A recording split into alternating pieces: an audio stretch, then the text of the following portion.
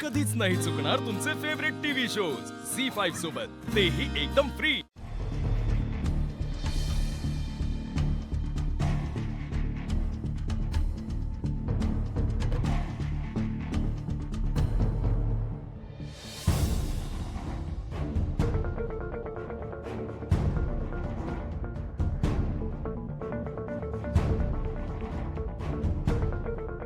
भावनाताई, ही अशी opportunity rarely मिळते बरं का।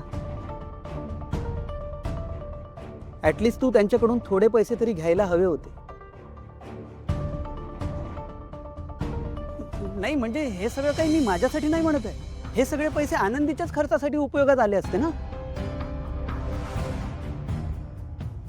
खरं तर तिला सांभाळायला तिच्या शिक्षणासाठी पैसे तर लागणारच आहेत ना। एक्झॅक्टली।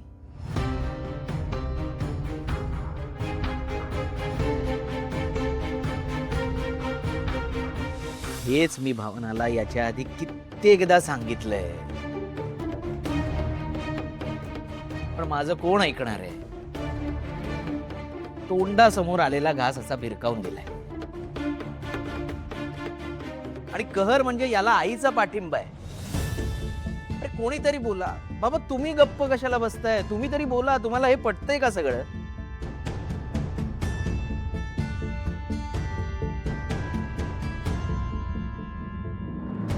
हे बघ संतोष, जेव्हा तुझ्या आईने एखादा निर्णय घेतलाय तेव्हा त्यामागे नक्कीच काहीतरी योग्य कारण असणार।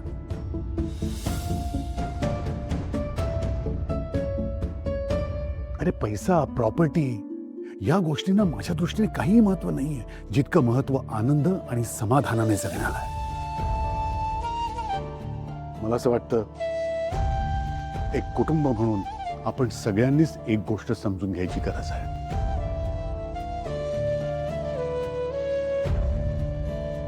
की समजा जर आपल्या कुटुंबातल्या व्यक्तीनं एखादा निर्णय घेतला तर आपण सगळ्यांनी मिळून त्याला पाठिंबा द्यायचा।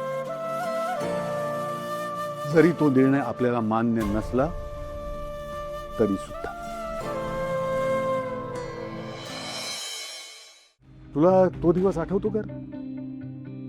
तुझ्या 10वी नंतर एक दिवस तू आमच्या दोघांकडे आला होतास। आम्हाला म्हणाला होतास की मला कॉलेजमध्ये ऍडमिशन घ्यायची नाहीये, मला अभ्यासात फार रस नाहीये। आणि त्या दिवसानंतर आम्ही तुझ्या समोर कॉलेजचा विषय कधीही काढला नाही।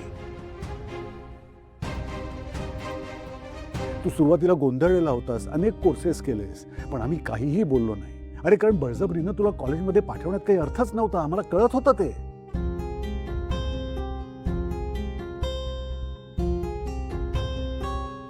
हरीश, तू जेव्हा सिंचनाशी लग्न केलंस, हिला घेऊन घरी आलास, तेव्हा आपण सगळ्यांनी मिळून सिंचनाचं आपल्या घरात स्वागत केलं होतं, आठवतंय ना?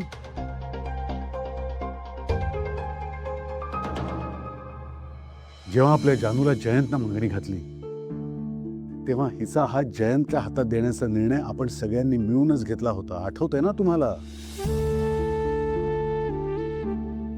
अरे सुरुवातीला जानू घाबरली होती, पण तरी सुद्धा हिनं आपल्यावर विश्वास ठेवला आणि लग्नाला तयार झाली।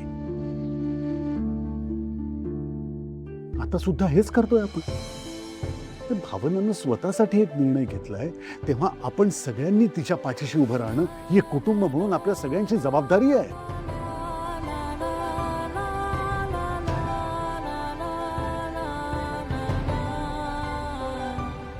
संतोष, एका आईचं प्रेम काय असतं याची कल्पना पुरुष म्हणून आपल्याला कधीच नाही येऊ शकणार। हो, पण भावना आनंदीची आई नाहीये। अरे भावनाला ठरवू दे ना, तू का ठरवतोयस?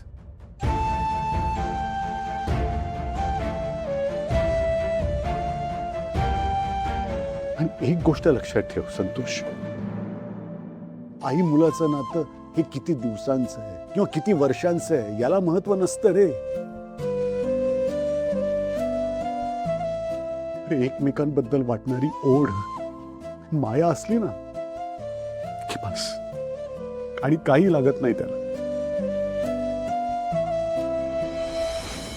तुला माहित नाहीये संतोष, अरे जेव्हा तू तुझ्या आईच्या पोटात होतास ना, हिने तुझा चेहराही पाहिला नव्हता ना, त्यावेळेस तुझ्या आईनं असा एक निर्णय घेतला होता. त्यावेळेस जर हिने तो निर्णय घेतला नसता ना, तर तू अहो अहो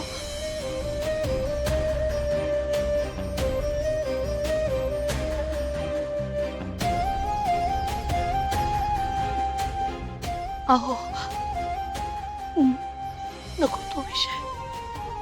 काही सांगू नको श्रीनिवास. यांच्या पुढे बोलायचं म्हणजे गाढवा पुढे वाचली गीता आणि कालचा गोंधळ बारा होता. बाबा काय झालं होतं नेमकं सांगा ना.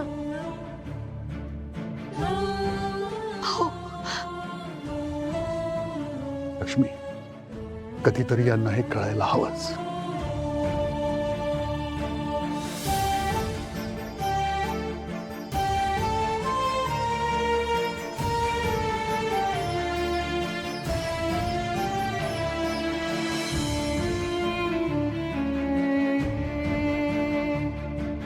संतोष, तुझ्या आणि मंगलच्या वेळेस आईला खूप त्रास होत होता. अरे डिलिव्हरीच्या वेळेस तर कॉम्प्लिकेशन्स इतकी वाढली की डॉक्टरांनी मला सांगितलं सुद्धा की तुम्ही तुमच्या बायकोचा जीव वाचवा. आणि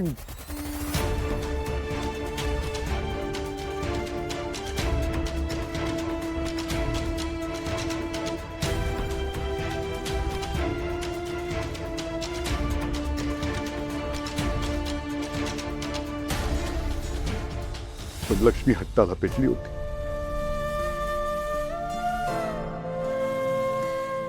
ती म्हणाली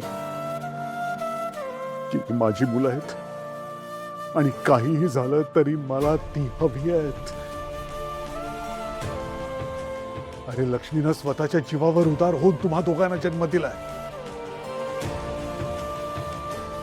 तिचं मन तिला सांगत होतं की सगळं ठीक होणार आहे आणि मीही तिच्या निर्णयाला साथ दिली. लक्ष्मीनं त्यावेळेस तो निर्णय घेतला म्हणून तू आज हे आयुष्य जगतोयस संतोष.